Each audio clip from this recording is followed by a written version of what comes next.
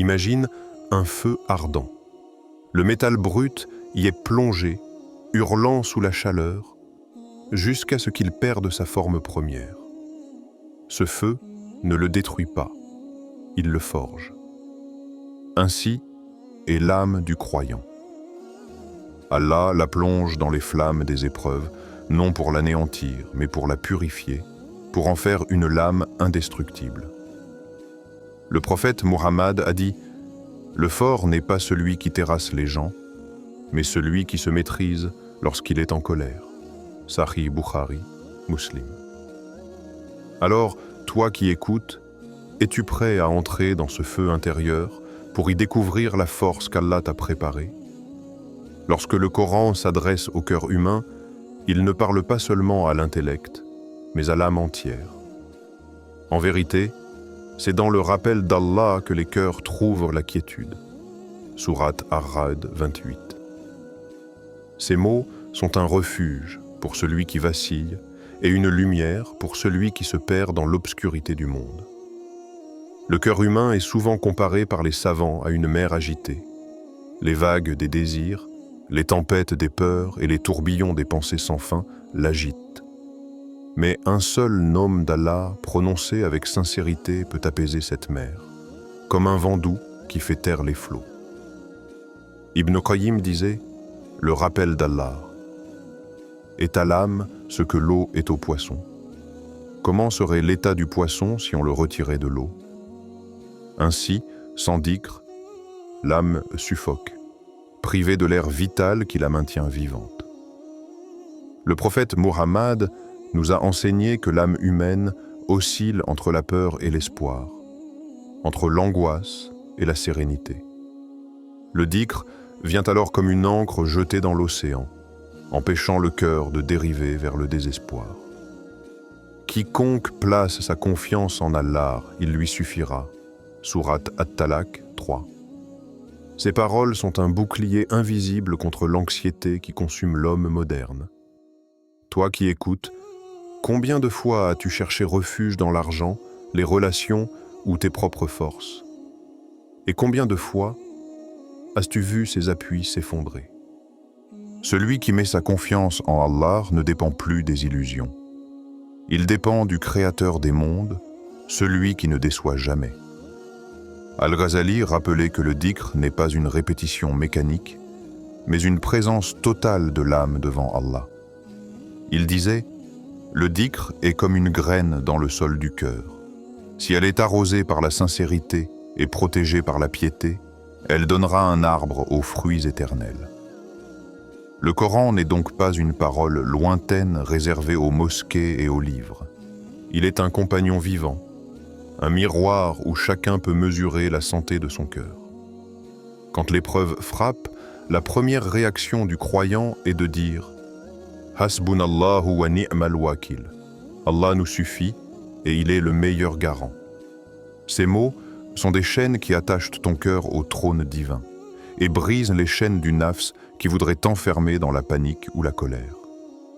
Mais il y a une question que chaque croyant doit se poser dans le silence de sa conscience. Si Allah ouvrait aujourd'hui ton cœur, que trouverait-il? Est-ce que son rappel qui résonne dans tes veines, ou bien le vacarme des réseaux, des désirs, des disputes et des colères? Ibn Taymiyyah affirmait « Le cœur est un récipient. S'il est rempli d'Allah, il n'aura pas de place pour autre chose. Le vide que tu ressens parfois, cette fatigue sans cause, ce poids invisible que tu portes, tout cela n'est que le signe d'un cœur assoiffé. Et ce cœur réclame son eau, le rappel de son Seigneur.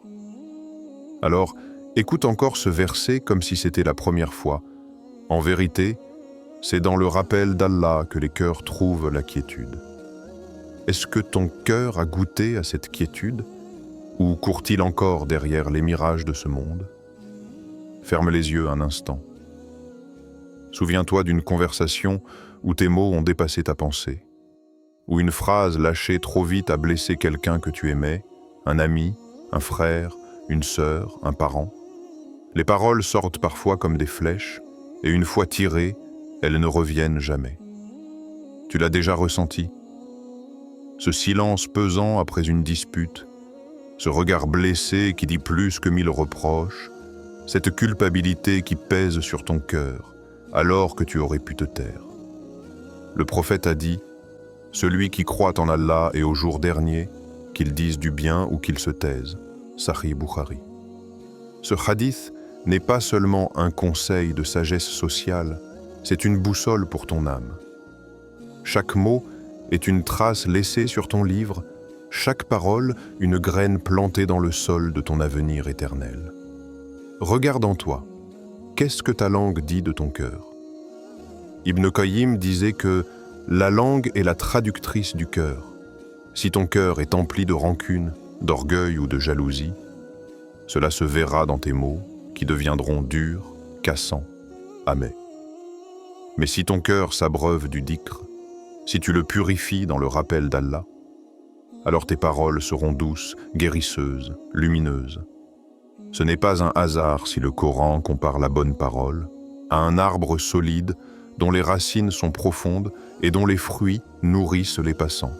Sourate Ibrahim 24-25. Ton langage peut être cet arbre qui abrite, qui nourrit, qui apaise, ou il peut être une flamme qui consume. Combien de fois ton ego t'a poussé à répondre plus fort, à avoir le dernier mot, à dominer une discussion pour prouver que tu avais raison. Mais qu'est-ce que cela t'a apporté? Sinon un cœur plus lourd et des regrets plus amers? Ibn Taymiyyah disait « L'homme intelligent n'est pas celui qui gagne les disputes, mais celui qui gagne son âme. » Alors pose-toi cette question. Est-ce toi qui tiens ta langue, ou est-ce ta langue qui te tient prisonnier? Chaque fois que tu choisis de répondre à une provocation, de répliquer à une moquerie, tu offres à ton nafs une victoire sur toi-même. Mais chaque fois que tu te retiens, que tu respires et que tu choisis le silence ou la bienveillance, c'est une victoire sur ton ego et un pas vers Allah. Imagine-toi au jour du jugement, quand tes mots te seront présentés. Les versets récités avec sincérité brilleront comme des joyaux. Les conseils donnés avec douceur illumineront ton bilan. Mais les paroles de colère, de moquerie ou de médisance apparaîtront comme des flammes consumant tes bonnes actions. Que restera-t-il alors? Tes mots seront-ils ton fardeau ou ton salut? Ibn Qayyim écrivait « Chaque mot est une semence. L'âme récoltera demain ce qu'elle a semé aujourd'hui. Si tes paroles étaient du poison, qui boira cette coupe sinon toi-même? Alors écoute bien. Tes mots ont un poids, plus lourd que l'acier, plus tranchant qu'une épée, mais aussi capable d'ouvrir des portes vers la miséricorde d'Allah. Avant que la langue ne parle, le cœur décide. Et c'est là que commence ton véritable combat. Souviens-toi d'Omar ibn al-Khattab radiyallahu anhu, cet homme qui, avant l'islam, incarnait la rudesse et la fermeté. Il était connu pour sa force physique et sa sévérité implacable. Son nom seul suffisait à faire reculer ceux qui croisaient son chemin.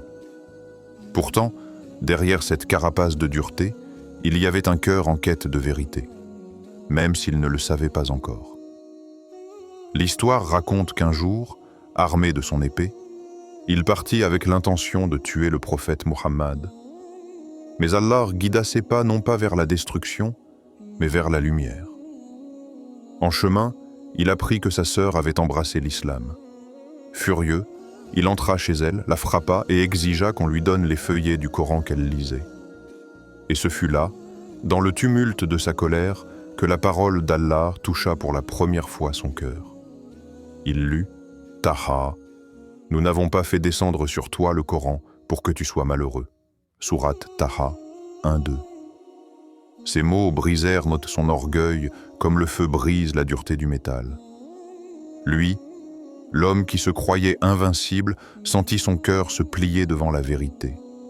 Ses larmes coulèrent, son épée tomba, et il devint ce jour-là l'un des plus grands piliers de l'islam. Le prophète, voyant Omar arriver avec ce nouveau cœur, dit Ô Allah, fortifie l'islam par l'un des deux hommes que tu aimes le plus, Abu Jahl ou Omar ibn al-Khattab. Et Allah choisit Omar. Ce basculement est une leçon vivante. Personne n'est condamné à rester esclave de son ego, de sa violence ou de ses erreurs. Un seul verset suffit à transformer une vie.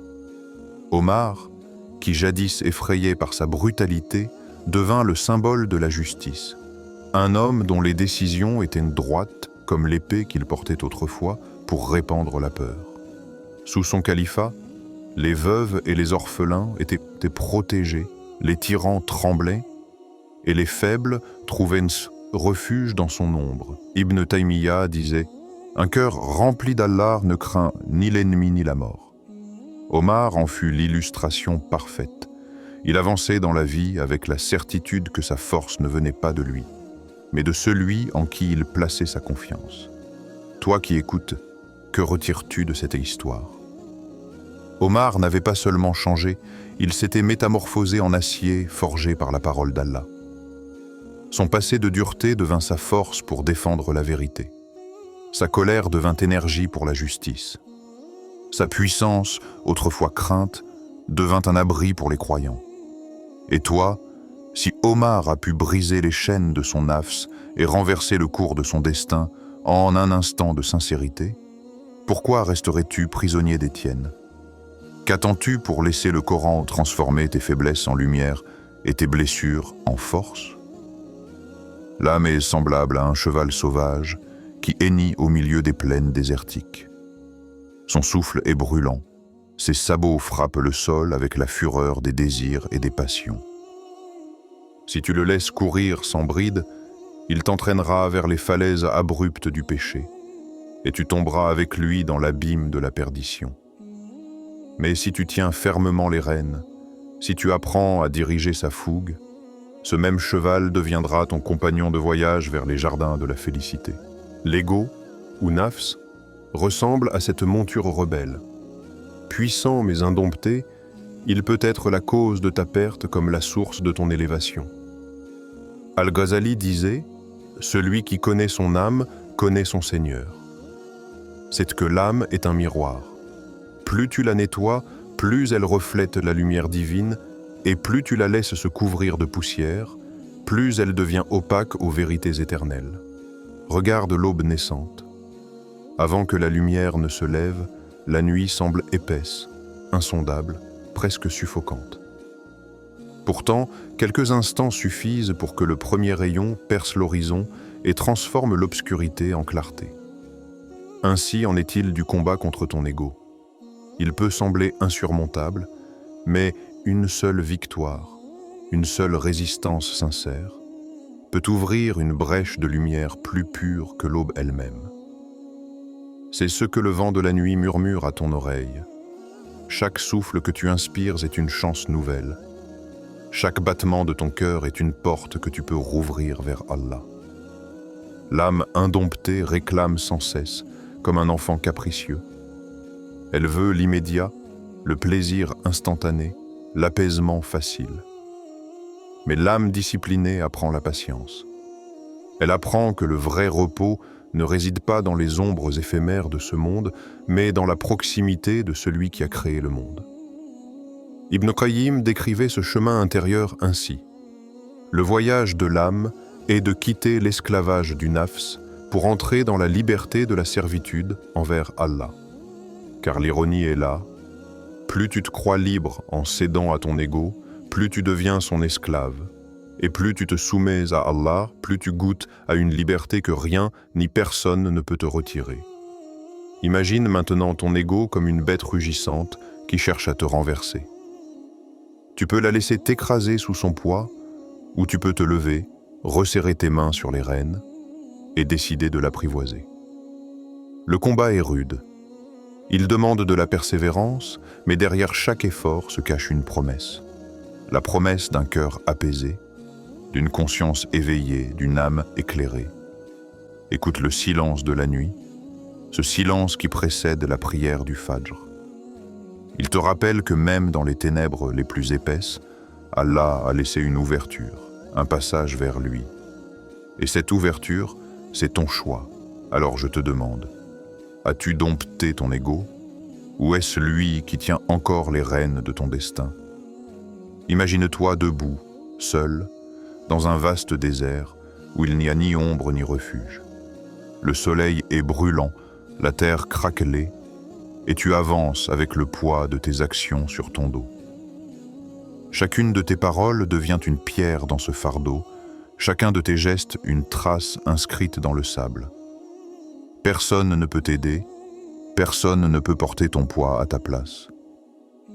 Devant toi, il y a un horizon sans fin, et au-delà de cet horizon, la rencontre avec Allah. Alors demande-toi, comment arriveras-tu à ce rendez-vous?